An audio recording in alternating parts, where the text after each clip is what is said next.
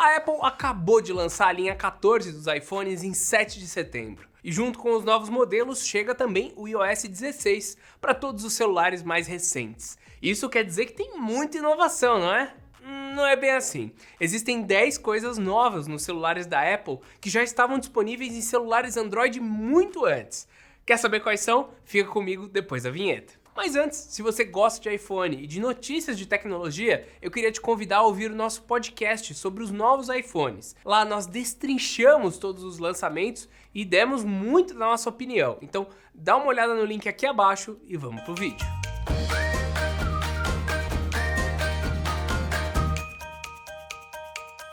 Para começar, a Apple não foi a primeira e nem a melhor empresa a criar um aplicativo de mapas. Ela foi ofuscada pela liderança da Google, que levou a melhor. Afinal, logo nos primeiros anos, a Apple teve muitos problemas. O ponto é que a empresa de Cupertino nunca desistiu e continua trazendo atualizações, mesmo estando para trás. O update mais recente é a marcação de múltiplas paradas no Apple Maps, que já está disponível no Google Maps desde 2017, só 5 anos de diferença. O problema é que as atualizações chegam de forma descompassada aqui no Brasil, e se olharmos para a nossa versão, é bem possível que ela esteja ainda mais defasada perante o Mapas do Google.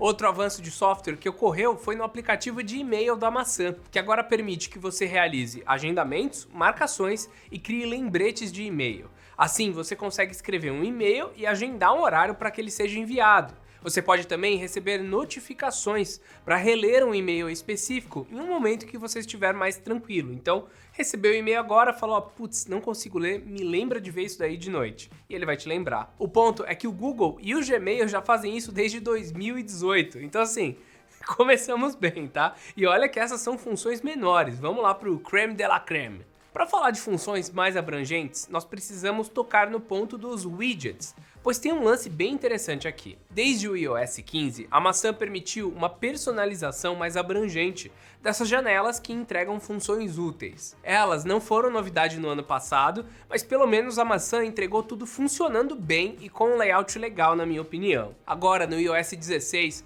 os widgets chegam também para a tela de bloqueio, para dar uma interatividade maior para o sistema operacional. Mas isso, de novo, não é exclusividade deles. Apesar de as marcas não terem dado o devido foco para tal função, os widgets em tela de bloqueio apareceram no Android 4.2 e por algum motivo sumiram em uma atualização posterior, no Android 5.0. É possível que tal decisão tenha sido tomada por conta da falta de otimização de memória RAM. Ia gastar muito do sistema e eles falaram, não, deixa quietinho por aí. Há alguns anos a Samsung implementou tal função na One UI, só que durante todo esse tempo em que a função sumiu do sistema principal, sempre deu para baixar aplicativos que modificavam a interface para conseguir adicionar tal funcionalidade. Então assim, não é nada de novo.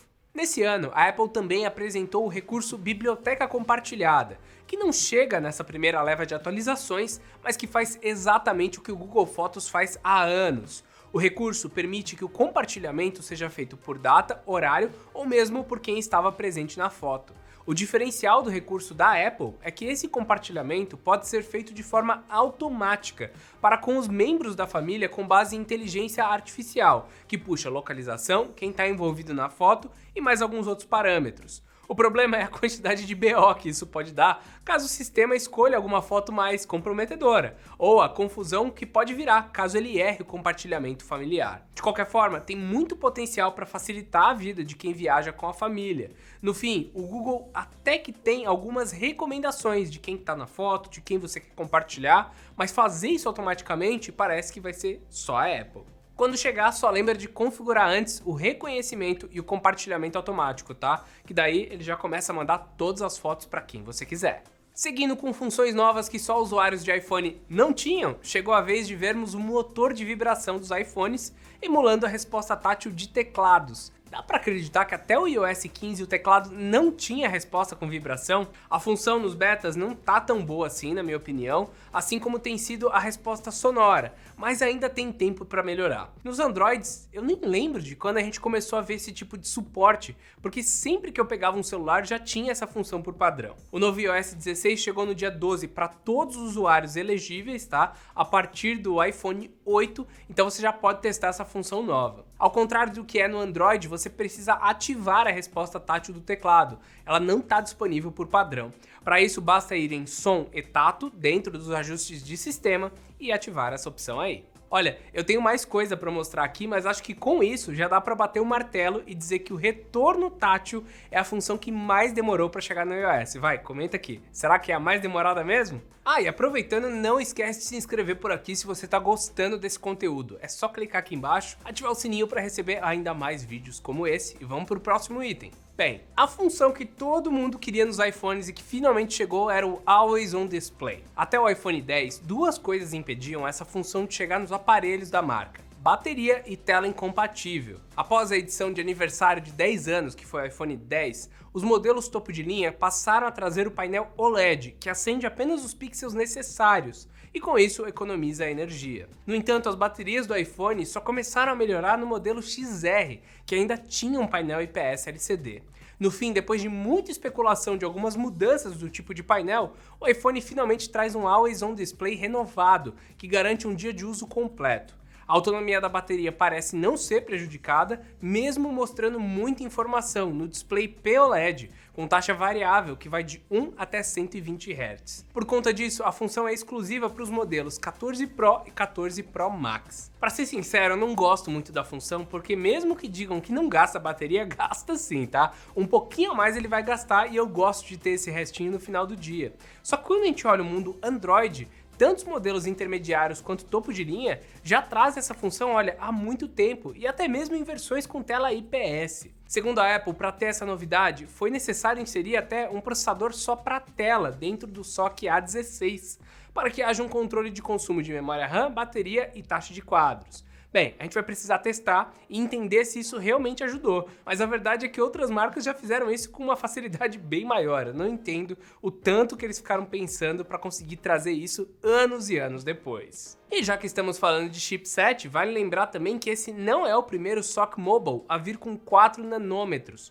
O Snapdragon 8 de primeira geração foi o pioneiro na litografia de construção do processador, que conta com 4 nanômetros. Mas é bem provável que o SoC A16 Bionic, o processador desse equipamento, supere o Qualcomm em velocidade e desempenho. Então assim, ele pode ser o mais potente, mas ele não é o primeiro a trazer essa litografia menor. Vale só comentar que a forma como cada empresa nomeia esse tipo de avanço pode variar, então não é sempre que dá para comparar elas por elas, mas tá um pouquinho atrasada sim a Apple.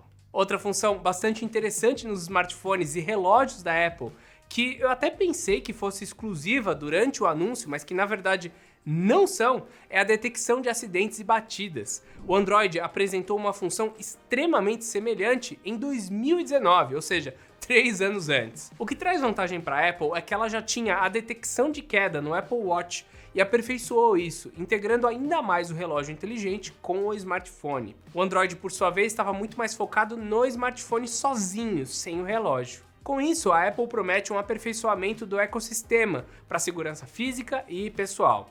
Resta saber se a Google vai ser passada para trás quando os acessórios dela chegarem no mercado. Eu espero então sinceramente que Google e Samsung continuem apertando mais o cerco, trazendo mais essa integração, combatendo o que a Apple vem fazendo. Então assim, não é a primeira, ela trouxe um ecossistema melhor, agora é questão de Samsung e Google trazer algo um pouco melhor. Olha, o próximo item vai ser polêmico e eu quero falar do Dynamic Island. Por quê? Parece que realmente é uma grande inovação, mas eu preciso fazer uma menção honrosa que é a LG com o V10. Eu não sei se você lembra, mas quando a LG apresentou o V10 no mercado, ela mostrou uma segunda tela pequena ao lado da câmera de selfie, que podia mostrar notificações e reagir a alguns recursos de software. No conceito, é basicamente o que a Apple está fazendo com seu entalhe renovado, que é exclusivo para os modelos Pro. O ponto negativo, no entanto, é que diferente do smartphone da LG, essas ações com notificações e status de uso podem induzir o usuário a manter a lente frontal suja, porque você vai passar o dedo ali muito perto. Isso pode prejudicar o desempenho do Face ID e, claro, a gente tem algumas diferenças, porque não existia Notch naquela época. Era quase uma área do celular acima da tela que fazia todas essas notificações. Então, o conceito geral é muito parecido, mas a aplicação acabou saindo diferente. Então, não dá para dizer que ela copiou, mas o LG V10 tem um conceito muito parecido e que já tinha aparecido bem antes. E claro, para fechar, a gente não poderia deixar de falar sobre câmeras. Sim, a Apple deu um baita de um foco para câmeras nesse ano, quase como sempre, só que ninguém comentou nada dos Androids fazerem isso há pelo menos 3 anos, tá? A câmera principal do iPhone passou de 12 megapixels para 48 megapixels. O uso da fusão de 4 pixels pequenos em um único pixel grande já aparece até mesmo em intermediários, até em modelo de entrada. Tem Galaxy A13, se eu não me engano, ou A23, com câmera de 48 megapixels. Então não é definitivamente nenhuma novidade isso estar aparecendo por aqui agora em 2022. As funções que essa câmera permitem também não são novidades, então você consegue dar zoom, fazer um crop com essa câmera, ou até mesmo ativar o modo de ação, em que a Apple faz uma demonstração. Você vai lá, vai correr, vai gravar, ele vai fazer o quê? Ele vai pegar só os pixels do centro, deixar estabilizado e reduzir a qualidade desse vídeo. Então, ao invés de gravar em 4K, você grava em 2.8K, num modo mais estabilizado. A Samsung já tinha isso. Esse é o grande resumo. Ainda em câmeras, na lente frontal, a Apple incluiu o autofoco, uma realidade que já está presente na linha S há alguns anos. Então assim, nada de novo em câmeras, o ponto que a gente tem que ficar de olho é como eles aplicam isso junto com o software, que é onde geralmente eles levam a melhor. Mas e aí, você usuário Apple já tinha conhecimento de quais as funções que já estavam no mundo Android? Me fala, ó, tem alguma que eu deixei passar? Deixa também aqui nos comentários. Se vocês gostaram do vídeo, não esquece do like e, claro, de se inscrever por aqui para receber ainda mais vídeos como esse. Então é isso, meus amigos, e até mais!